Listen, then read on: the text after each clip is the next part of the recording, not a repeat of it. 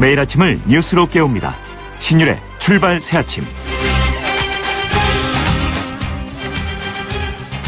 오늘 문재인 대통령과 여야 5당 원내대표가 만납니다. 오늘의 만남은 협치의 첫 번째 단계라고 볼 수 있는데요. 지금 외교적 현안도 쌓여있고 또 일자리 추경 등 국내적 과제도 산적해 있기 때문에 이 여소야대 국면이라는 것과 겹치면서 협치가 과연 어떤 형태로 이루어질지 관심이 모아지고 있습니다. 오늘의 만남이 협치 첫 단계이자 또 가장 중요한 사례로 남기를 바라면서 신율의 출발 새 아침 오늘 순서 시작합니다.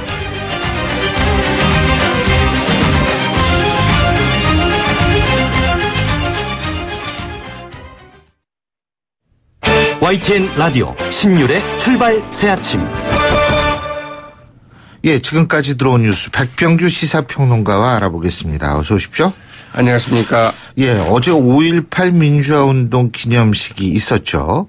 예년에 비해서 참 새로운 모습들이 많이 있었는데 특히 문재인 대통령이 직접 참석하고 유가족을 위로한 것, 이게 이제 굉장히 큰 반향을 일으키고 있다. 그죠? 네, 그렇습니다. 이 아버지가 오신 것처럼 기분이 좋았고 포근했다. 이제 이런 말을 한 사람이 있는데요. 어제 그 기념식에서 그 자신이 그 태어난 직후에 그 계엄군의 그 총탄에 맞아서 그 숨진 이 아버지에게 바치는 슬픈 생일이라는 그 추모사를 낭독한 이 김소영 씨가 한 말입니다. 이 김소영 씨는 그 5.18동이라고 하죠. 네. 5월 18일 날 이제 바로 이 전남도청 앞에 있는 그 산부인과에서 태어났는데 아버지가 이제 지방에 있다가 바로 이제 이 소식을 듣고 이제 광주로 왔다가 이제 계엄군의 그 총탄에 맞아서 이렇게 숨진 이런 사례였는데요. 참 그 안타까운 사연이었죠.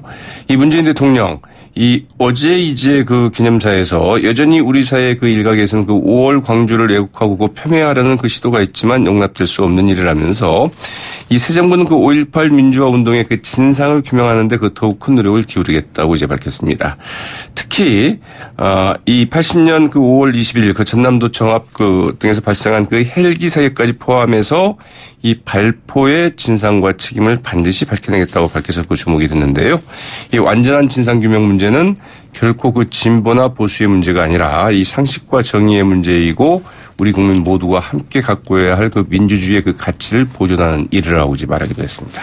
문재인 대통령은 5.18 정신을 헌법 전문에 담겠다, 이 얘기도 했죠. 네, 그 개헌에 관한 그 자신의 그 공약을 그 지키겠다는 그 발언으로 그 해석돼서 그 주목되고 있기도 한데요. 개헌이죠, 개헌. 네, 문재인 대통령은 특히 그 광주 정신을 이제 그 헌법으로 개정하는 이 진정한 민주공화국 시대를 좀 열겠다면서 5.18 정신을 그 헌법 전문에 담겠다는 자신의 그 공약도 지키겠다고 이제 얘기를 했습니다.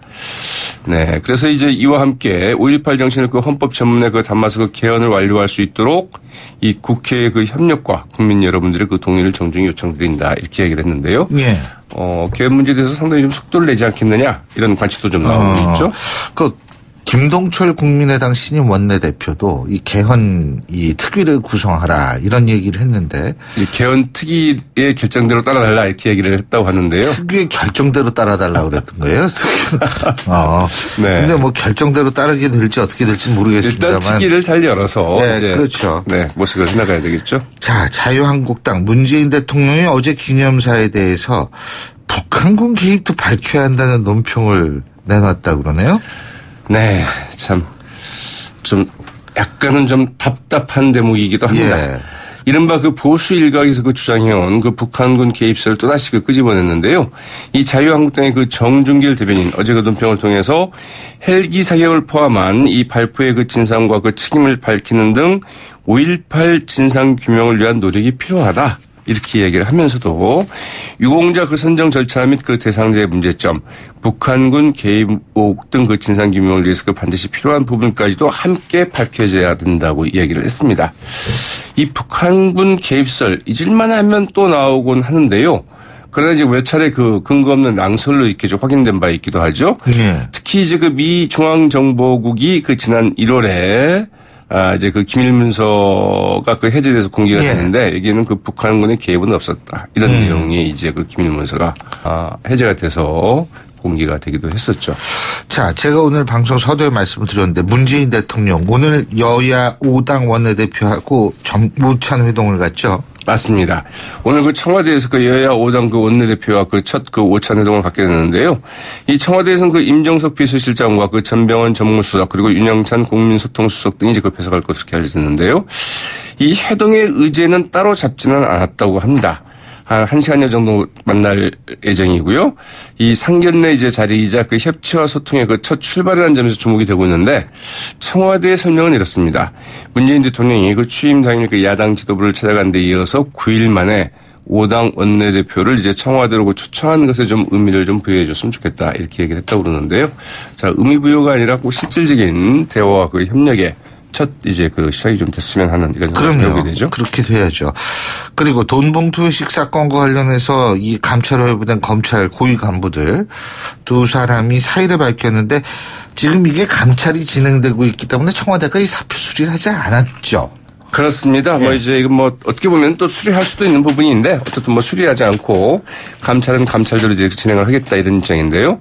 그 이영렬 서울중앙지검장 그리고 그 안태근 법무부 검찰국장 어제 이제 바로 그 사의를 이제 밝혔습니다. 그러나 그 청와대가 그 사표 수리를 하지 않는다는 방침을 밝히면서 이 법무부와 그 대검찰청의 그 본격적인 감찰이 시작이 됐는데 감찰 인원만 20명이 좀 넘는다고 하죠. 상당히 그 대규모의 그 감찰이 좀 진행이 되고 있는데요. 이 검찰 안팎에서는 이 감찰이 수사로 전환이 돼서 이 형사처벌될 가능성도 배제할 수 없는 것 아니냐 이런 관측도 나오고 있습니다. 이 형사처벌 가능성이 거론되고 있는 것은 이런 이유 때문인데요. 우선 그 부정청탁 금지법 즉 그 김영란법 위반 혐의가 이제 그 거론이 되고 있습니다.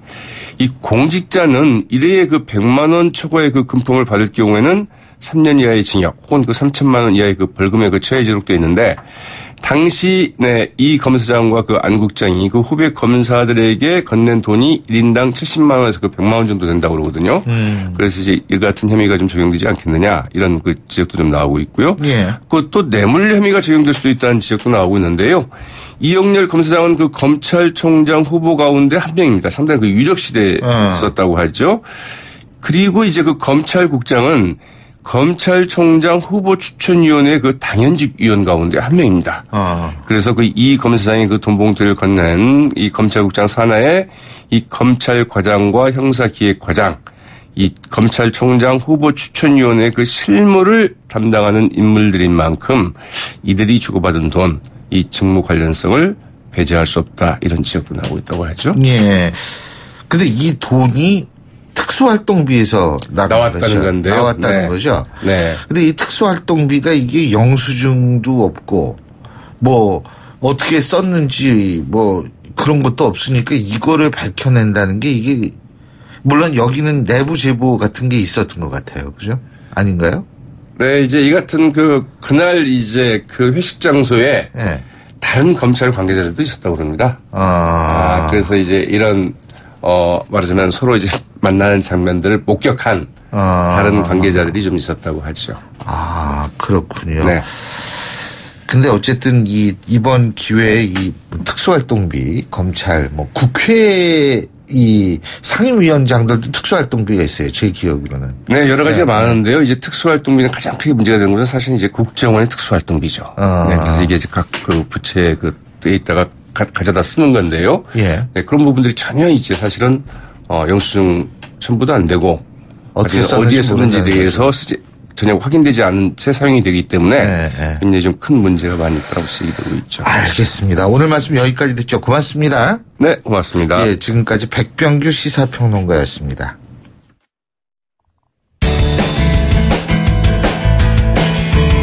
여러분은 지금 FM 94.5MHz로 방송되고 있는 신율의 출발 새 아침을 듣고 계십니다. 의견 주실 분은 짧은 문자 50원, 긴 문자 100원의 이용료가 드는 휴대전화 문자메시지 우물정 0945번으로 의견 남기실 수 있습니다.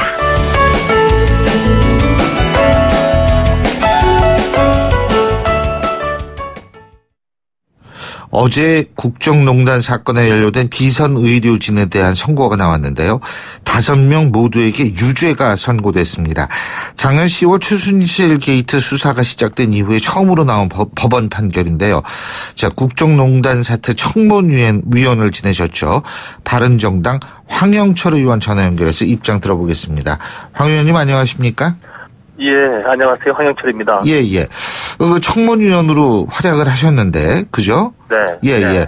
어제 이제 첫 재판 선고가 나왔는데, 김영재 원장, 부인 박채윤 씨, 이 비선진료 인사들 5명이 전원 유죄를 받았는데, 김영재 원장은 집행유예 받았어요. 그죠? 네네네. 예, 예. 어떻게 보셨어요?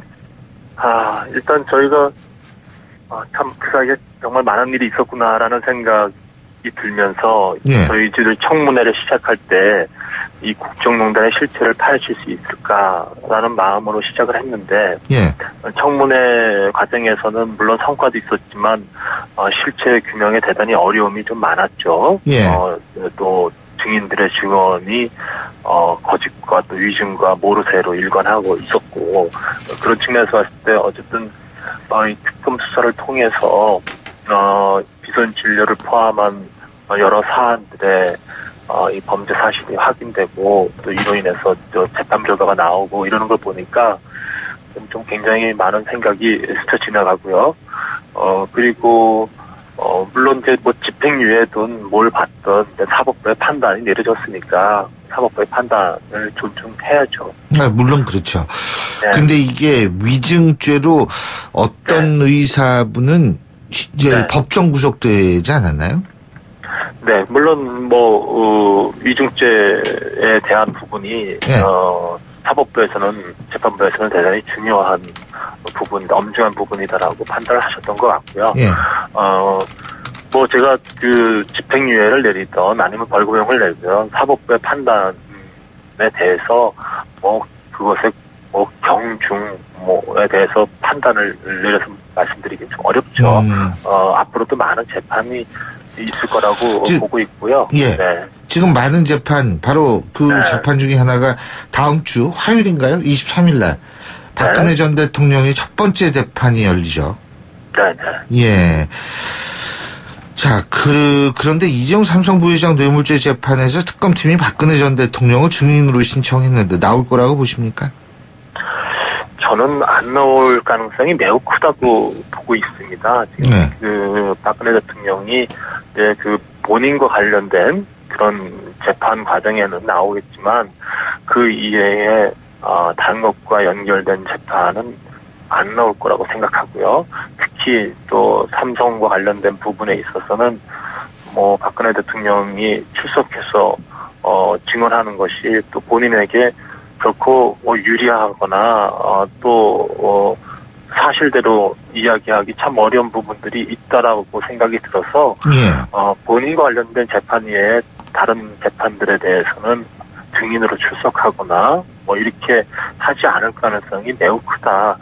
그런 부분에 대해서는 뭐 결국은 직접 출석해서 하기보다는 뭐 서면 진술이라든지 아니면 간접 증언을 통해서 하는 형태를 취하지 않을까 이렇게 예상은 되네요.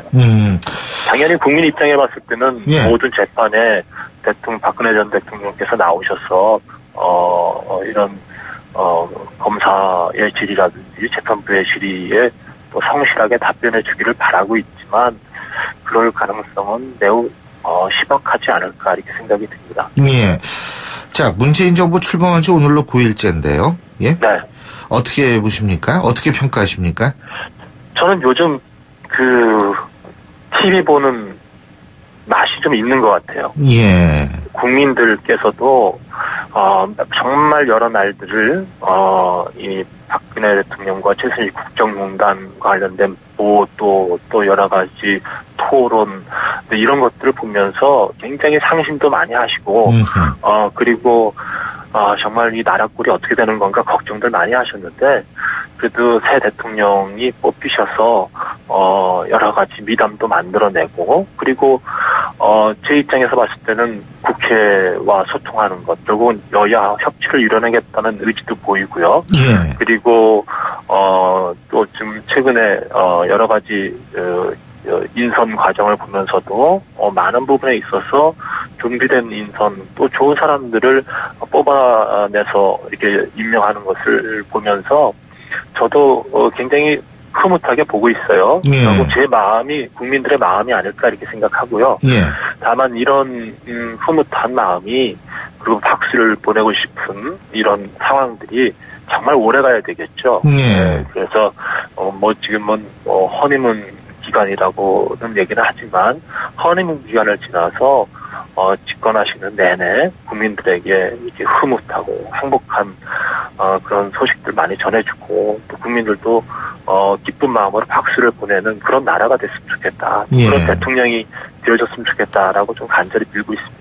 문재인 대통령이 어제 그런 얘기하지 않았습니까? 이 상식에 관한 문제 이런 언급을 했는데 네네. 사실 이 상식이 되살아나고 있기 때문이 아닌가 이런 생각이 듭니다. 그동안 이 상식이 상실돼 있었지 않나라는 걸 역설적으로 우리가 생각하게 되는 부분인데요. 네네. 자, 지금 어제 얘기한 것 중에 문재인 대통령이 어제 얘기한 것 중에서 5.18 정신을 헌법 전문에 담겠다 이렇게 얘기를 했는데 네네. 청와대 말 개헌을 던진 건 아니다. 청와대에서는 이렇게 얘기를 하는데 이 부분은 어떻게 받아들이고 계십니까? 일단 헌법에 담겠다고 한다는 것은 개헌을 통하지 않고는 할 수가 없는 일이잖아요. 예. 예. 그리고 또 개헌을 할 때, 예.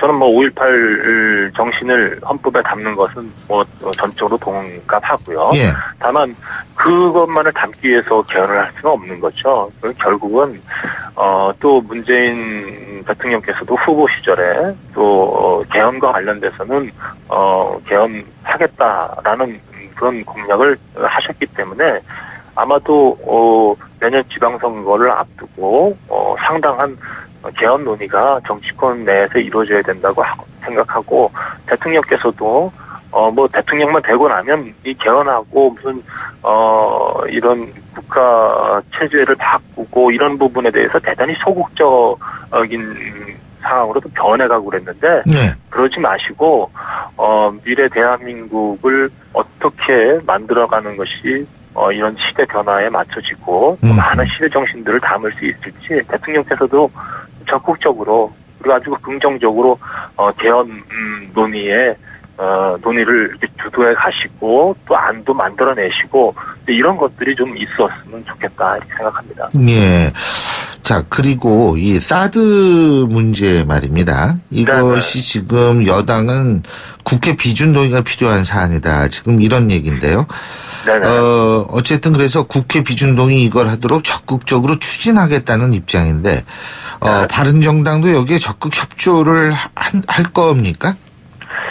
저희들이 지금 공식적으로 여당으로부터 이와 관련된 입장이 전해오지 않은 상태입니다. 네. 여당 내에서도 지금 여러 가지 의견이 논란이 있는 것으로 제가 알고 있고요. 네. 그리고 또 대통령께서도 이 부분에 대해서는 정확하게 아직까지 입장을 정리하지 않았기 때문에 네. 이 부분에 대해서는 아마도 한미 한중 정상회담 또 한일 정상회담을 통해서 어느 정도 가닥이 잡혀지지 않을까라고 생각을 하고요. 예. 그 이전에 앞서서 국회가 이 논의를 시작하게 될 경우에는 대단히 국회가 또 이런 어떤 대결과 갈등의 장으로 출발하기가 굉장히 쉽다. 변질될 가능성이 크다고 보고 있어서 자꾸 생산적인 것이라고 생각하지 않아요. 그래서 이 부분에 대해서는 문재인 대통령께서 한미, 한중, 한일 정상회담을 거치면서 거기서 좋은 해법을 찾아내고 그 정상회담의 결과물을 국회에서 논의할 수 있게 하는 것 이런 방향 수순으로 진행돼야 된다고 보고 있죠. 그런데 그 이전에 만약에 국회가 앞서서 비준론은 분쟁에 빠지거나 그러면 이제 새 정부가 출범해서 그래도 당분간은 협치하고 그리고 뭔가 국민들이 원하는 좋은 것들을 만들어내고 그래야 되는데 그걸 해칠 가능성이 크다고 봅니다. 알겠습니다. 네. 오늘 말씀 여기까지 듣겠습니다. 고맙습니다. 네, 감사합니다. 지금까지 바른정당의 황영철 의원이었고요. 신율의 출발 새 아침 1부 순서 여기서 줄입니다. 잠시 뒤 2부에서 뵙겠습니다. 골프 장갑도 지맥스 생산 장갑도 지맥스 헬스 장갑도 지맥스 가죽 장갑도 지맥스 장갑하면 지맥스 대한민국 우리 장갑 지맥스 30년 한길 범양 글러브가 만듭니다. 글러브 맥스 지맥스 소통의 아침을 여는 공정한 목소리 신율의 출발 새 아침. 신율의 출발 새 아침 2부 순서 먼저 광고부터 듣겠습니다. YTN 라디오 신율의 출발 새 아침. 오늘 새벽 영국 프리미어리그 토트넘의 손흥민 선수 시즌 20호와 21호 골을 쐈다는 소식이 전해졌는데요. 이 소식이 더 의미 있는 거는 손흥민 선수가 이걸로 무려 3개의 기록을 갈아치웠기 때문입니다. 자, 자세한 내용 명지대학교 스포츠기록학과 신문성 교수 연결해서 얘기 자세히 들어보겠습니다. 교수님 안녕하세요. 네, 안녕하세요. 갑자기 아침에 바쁘게 찾으시네요. 아유, 죄송합니다. 그래도 또 워낙 준비되어 있는 또 우리 교수님 아니십니까? 예. 오늘 보셨죠, 경기? 예? 레스터 시티하고 원정 경기였는데요. 예. 사실 그 기록적인 시각에서, 상당히 기대를 갖고 봤던 이유가요. 예. 레스터 시티인지 원정 경기하고. 예. 21일 헐시티와 경기를 끝으로 시즌을 끝냅니다. 예. 그러니까 손흥민 선수가 19골을 넘어서 20골을 넣을 것인가 하는 이제 기록적 의미를 갖고 예. 아마 저뿐이 아니라 많은 미디어에 종사하시는 분들은 예. 레스터 시티 경기에 눈을 크게 뜨고 지켜볼 수밖에 없었겠죠. 저도 열심히 봤어요. 그렇죠. 근데 이 손흥민 선수가 이 대단한 게 차범근 전 감독 이 분데스리가 네. 시절에 세운 그 유럽 리그 단일 시즌 최다골 이것도 넘어섰고 또 네. 박지성 선수가 잉글랜드 무대에서 경신한 27골도 넘어섰고 네. 자신이 이 수립한 기록도 갈아치웠다. 이게 대단한 거 아니에요, 사실은, 그죠? 손흥민 선수의 골의 의미는요. 예. 우리 신율 교수께서 말씀하셨던 예. 이 세 가지의 기록을 넘어서 예. 좀 더 저는 광의적으로 해석을 하면 예. 세계 축구의 성지 그러면 프리미어리그 아니겠어요? 그렇죠. 예. 그런데 한국 선수 손흥민이 아니라 예. 아시아 축구 선수들이 어떻게 보면 그 꿈으로만 생각했던 리그에서 새로운 어떻게 보면 가능성과 희망을 쏘았다라고 저는 보는 거거든요. 예. 차범근 선수 시절에 참 대단했죠. 아시아 선수로서 분데스리가 가서 유럽 선수들과 어깨를 견줄 수 있다는 것은 대단한 그 어떻게 보면 성과이자 그리고 의미를 부여했던 그런 그 역사였는데 예. 손흥민 선수가 시즌 25골, 20골, 그다음에 21골 두 골을 이제 연달아 터뜨리면서 이 지금 앞서 말씀하셨던 세계 기록을 갱신한 것은 아시아 축구도 더 발전할 수 있다. 거기 이제 한국까지 포함이 되는 거죠. 예. 그리고 손흥민 선수는 앞으로 유럽 무대에서도 최고의 선수로 더 발전할 수 있다는 그런 희망을 줬기 때문에 저는 더욱 기분이 좋습니다. 예, 근데 교수님, 이렇게 우리나라 선수들이 잘하게 된 이게 갑자기 이렇게 된 건 아닐 거 아니에요? 그죠? 신일 교수님이 이렇게 생각해 보시죠. 예. 아마 60년대, 70년대, 80년대 때 한국의 남자 프로골퍼가 미국에 간다는 조차도 이건 꿈이었었잖아요. 근데 최경주 선수를 포함을 해서 예. 한국의 프로골퍼들이 우승을 하잖아요. 예. 손흥민 선수는 준비된 선수였습니다. 예. 손흥민 선수의 부친은 손흥전 씨라고 과거에 K리그에서 프로 선수로 뛰었던 그런 축구 선수 출신의 아버지였거든요. 예. 손흥민 선수를 어릴 적부터 교육을 시킬 때 예. 한국 K리그에 적응하는 선수이기보다는 유럽 무대에 진출시키겠다는 그런 전략적 접근을 갖고 말이죠. 예. 손흥민 선수의 스피드와 기술 그리고 문전에서 반박자 빠른 슈팅을 계속해서 반복해서 훈련시켰던 것이 이렇게 빅리그에서 성장하는 계기가 됐다는 것이죠. 예. 여자 프로골퍼가 세계에서 우승을 지금 쓸어 담고 있고요. 예. 그리고 김연아 선수가 그 세계 피겨 대회에서 우승한 것은 예. 결국은 선수층 그다음에 어떻게 보면 시설 이런 면에서 본다면 기적으로 볼 수 있는 거거든요. 결국은 그 이면에는 위대한 어머니 아버지가 있었던 건데 예. 손흥민 선수의 이 골 뒤에는 손흥민 선수의 부친에 보이지 않는 피와 땀이 어려 있다는 거예요. 그것이 예. 바로 한국인의 어떤 꿈, 그리고 한국인의 어떻게 보면 도전, 한국인의 어떻게 보면 근성, 이런 것들이 어우러져서 손흥민 예. 선수의 대기록이 달성됐다. 저는 이렇게 의미를 부여합니다. 예. 진짜 골프도 그렇잖아요, 왜. 네. 부모님들의 헌신적인 노력이 아주 훌륭한 골프 선수를 만들듯이. 그러니까 결국은 우리나라는 이 어머니 아버지의 역할이 이게 참 정말 훌륭한 것 같아요. 예. 네, 그렇죠. 근데 우리 손흥민 선수도 뛸 때 조금 외국인으로서 어려움도 네. 있고 좀 이런 것 같은데요. 앞으로 이제 더 많은 손흥민 선수 후배들이 이제 외국에서 잘하기 위해서 어떤 점들을 좀 유의해야 될 거라고 보십니까? 저는 제2의 제3의 손흥민 선수 계속 나올 거로 봐요. 제가 현역 선수 생활했던 70년대 때는 유럽의 원정가잖아요. 우리가 언다고 그러잖아요. 발이 떨어지지 않았는데 손흥민 선수 플레이하는 것을 우리는 매일 실시간으로 텔레비전을 보지 않습니까? 지금 20세 미만의 그 대표팀에도 스페인에서 뛰고 있는 선수들이 많은데요. 이제는 유럽 선수들은 겁이 없어졌어요. 이런 부분들이 이제 한국 선수의 어떻게 보면 더욱 성장하는 큰 힘이 될 텐데요. 미디어의 발달은 한국 축구가 유럽 축구와의 간극을 좁히는 그런 힘이 됐다고 보고요. 어제 손흥민 선수가 레스터시티 원정경기에서 6대1로 이제 토트넘이 이겼는데요. 어떻게 보면 20골, 21골 그 상황을 보면 이것은 한국 선수들이 모두 어떻게 보면 할 수 있다는 가능성을 볼 수 있어요. 전반 36분에 말이죠. 그 문전 중앙에서 그 알리 선수가 발끝으로 들어서 문전 세도는 손흥민 선수에게 줬는데 손흥민 선수가 지체 없이 논스톱으로 골문 쪽으로 향해서 슈팅을 했는데요. 이것은 과거의 한국 선수들과 전혀 다른 패턴의 그 어떻게 보면 슈팅이었었어요. 근데 이러한 슈팅들을 벌써 한국의 어린 선수를 다 하고 있다는 얘기거든요.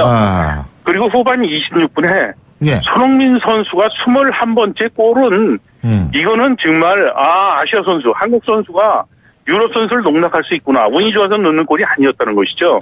문전에서 볼을 잡아서 페널티 에어리어 중앙에서 말이죠. 상대 수비를 3명, 4명을 농락해서 오른발로 감아차는 골. 이 골은 그 레스터시티 경기장에 모였던 아마 레스터시티 홈팬들, 자신의 팀, 응원하는 팀이 1대6으로 이제 대패하는 그런 경기였기는 했지만, 손흥민 선수의 강한 인상에 아마 고개를 떨궜다고 저는 생각을 하거든요.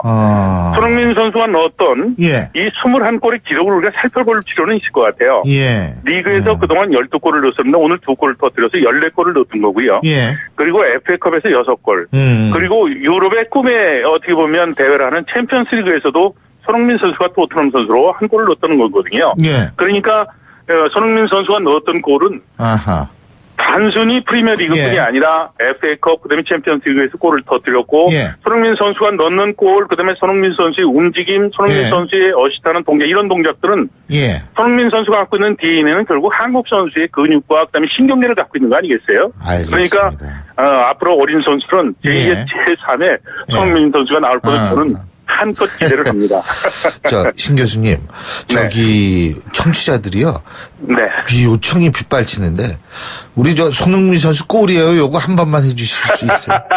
제가 지금 아침에 딱 일어나가지고 목소리가 이게 지금 뱅겨 있어가지고. 이게 아닌데. 갑자기 전화해서 지금 한 번만에 죄송합니다. 그래도 우리 청취자 여러분께서 한 번만. 제가 올해 방송을 떠나 있으니까 아마 청취자 여러분들께서 그러시는 것 같은데요. 제가 이렇게 한번 해보죠. 감사합니다. 교수님이 같은 학교이시니까 고맙습니다. 제가 절대 안 합니다. 저희가 또 가끔 뵙잖아요. 고맙습니다. 자, 손흥민 선수가 첫 번째 골 터뜨렸던 것을 제가 리뷰를 해서 말씀드릴게요. 손흥민 선수 지금 신기록을 터뜨렸는데요. 알리 선수의 발끝으로 찍어 올려주는 패스를 받아서 오른발로 터닝 슛을 했어요. 정말 멋진 골입니다.